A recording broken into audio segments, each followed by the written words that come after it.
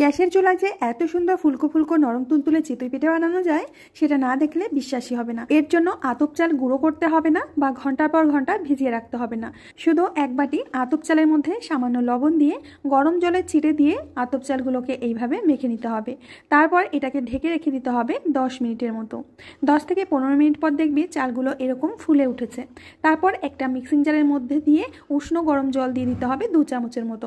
তারপর এর একটা পেস্ট তৈরি করে নিতে হবে। পেস্টটা এরকম যেন মিহি হয়।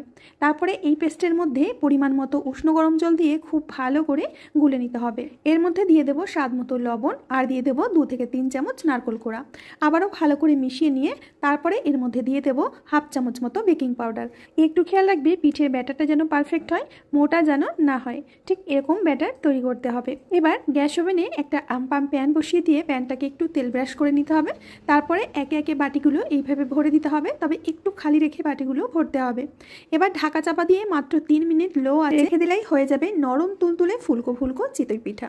খুব সহজে এইভাবে প্যান থেকে উঠে আসছে। তোমরা দেখতে পাচ্ছ একটা পিঠে তোমাদের দেখিয়ে দিচ্ছি কতটা পরিমাণে জালিদার আর পারফেক্ট হয়েছে। চাইলে তোমরা এই পিঠেগুলো দুধে ভেজাতে পারো।